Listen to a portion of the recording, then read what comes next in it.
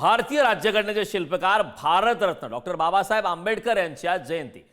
बाबासाहेबांना आदरांजली वाहण्याचा, त्यांच्या स्मृतींना वंदन करण्याचा आणि त्यांच्या जीवन कार्यातून प्रेरणा घेण्याचा आजचा दिवस। बाबासाहेबांना सगळेच आपापल्या परीने वंदन करतात, मात्र तरुणाईची बातच जरा न्यारी आहे।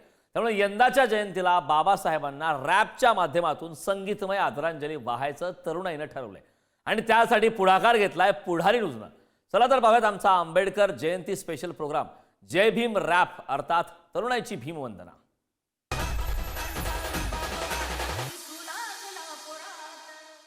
पहिली गोष्ट आजची पिढी फसली मोह माया, त्यांच्यासाठी जेवढं केलं तेवढं जातंय बाबा वाया।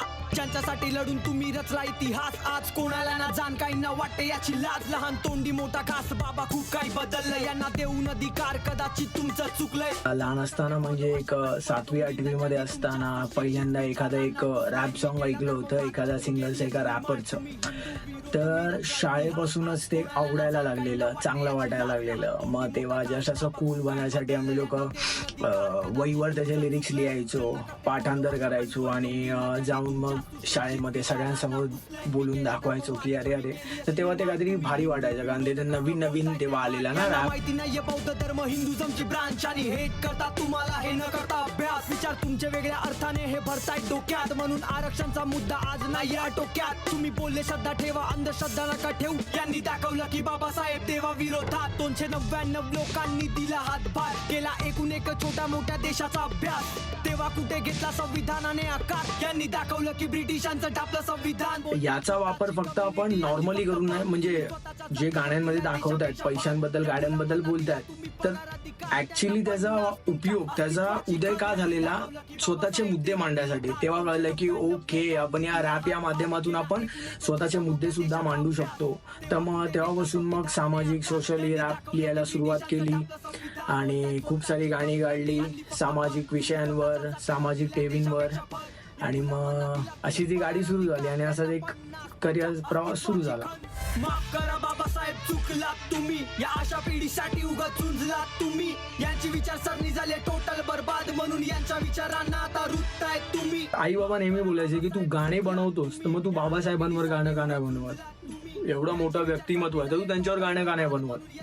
तर माझं असं होतं ना की त्यांच्याबद्दल मला तेवढं नॉलेज नाहीये ज्याच्यावर मी ज्या बेसवर मी गाणं लिहू शकतो, आहे की नाही। तर जर मला त्या व्यक्तिमत्वावर मला एखादं गाणं रेडी करायचं तर मला त्यांची हिस्ट्री, त्यांनी काय केलं, कशा प्रकारे केलं, कसं केलं, कुठून सुरुवात केली, हे सगळं नॉलेज, प्रॉपर नॉलेज असणं मला गरजेचं आहे। तर मग तेच मग नॉलेज ग्रॅब करत गेलो, वाचन करत गेलो त्यांच्याबद्दल थोडं नॉलेज घेतलं, जेवढं भेटेल इंटरनेटवरून, पुस्तकांमधून, एक्सपिरियन्स व्यक्ती जे आहेत त्यांच्याकडून नॉलेज घेत गेलो। मग तेव्हा माझे मुद्दे मला कळायला लागले की ओके, हे असं होतं, यांनी अशा प्रकारे काम केलेलं, यांनी असं केलेलं। तर इवन मी हे गाणं लिहिताना त्यांच्या सोबत सुद्धा बसलो जे बाबासाहेबांच्या अपोजिट आहेत, कारण मला जाणून घ्यायचं होतं की ह्यांना काय नाही पटत आहे, आणि जर ह्यांना नाही पटत आहे तर ते का नाही पटत आहे आणि त्याला आपण कशा प्रकारे पटवून देऊ शकतो। तर त्यांच्यासोबत सुद्धा बसलो, तेव्हा मला काही जे त्यांचे डाऊट्स होते ते मला कळाले, त्यांचं निवारण कसं करायचं हे मला गाण्यामध्ये त्यांचे निवारण करायचं होतं। तर मग असं हळूहळू करता प्रॉपर नॉलेज तयार झाला, प्रॉपर माझ्या गाण्याचा साचा तयार झाला आणि मग त्याला मी लयबद्ध केलं आणि गाणं निर्माण झालं। का दिला तुम्ही मुलींना शिक्षण अधिकार, का बालविवाह रीतीचे तोडले तुम्ही पाश, का मॅटर्निटी लिव्ह तरी मिळतोय पगार, कारण यांना माहिती नाहीये तुमचं काय योगदान। हाच प्रॉब्लेम की यांनी वाचलं नाहीये संविधान, म्हणून माहिती नाहीये कायदे अधिकार त्यांचा लाभ। ज्यांनी वाचलं तुम्हाला ते करतात नमन, बाकी यांच्यासाठी नॉलेज म्हणजे रील्स आणि शॉर्ट। क्रांती आणतील तुमचे विचार म्हणून करताय डिफेम, चालू देशाच्या राजकारणात घाणेरडा गेम। फक्त वर्षाचे 2 दिवस आठवतात तुम्ही, तुमचे भीमपुत्र भीम कन्या झालेत आता चेंज। तुम्ही डोळ्यासमोर ठेवला छत्रपतींचा आदर्श, कसं माणसाने माणसाकडे माणूस बनून बघणं, पण कायद्याच्या नावाखाली न्यायालयात गोळ आणि लोकांना वाटतंय की तुम्ही तसं लिहिलं। बाबासाहेबांबद्दल मला जे मुद्दे मांडायचे होते, ज्या गोष्टी सांगायच्या होत्या, त्या रॅप या फॉर्म सोडून मी दुसऱ्या याच्यात सांगूच नाही शकत। जर मला एखादा मुद्दा, एखादी गोष्ट लोकांच्या डोक्यात बसवायची आहे, लोकांच्या मनात बसवायची आहे, तर मला असं वाटतं की रॅप हा एक परफेक्ट फॉर्म आहे। कारण मला असं वाटतं ज्या इंटेन्सिटीने आणि ज्या वेगाने, ज्या विद्रोही प्रकारे मी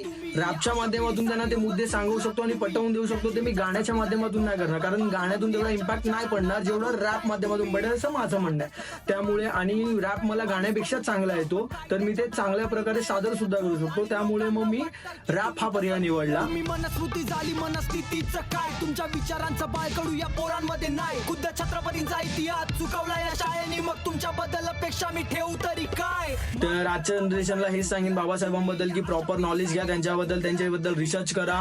त्यांनी कोणत्या काळातून काय केलंय आणि कशा प्रकारे कशा परिस्थितीतून स्वतः वर आले तर दुसऱ्यांना पण वर आणलंय. प्रत्येक गोष्टी जे ऐकता त्याच्यावर विश्वास ठेवू नका, स्वतः त्या गोष्टीच्या खोलावर जा आणि स्वतः त्याच्यावर रिसर्च करून, स्वतः त्याच्यावर नॉलेज घेऊन, स्टडी करून स्वतःची मतं बनवा. माफ करा बाबासाहेब, तुमचे ऋण आम्ही कधीच फेडू शकत नाही.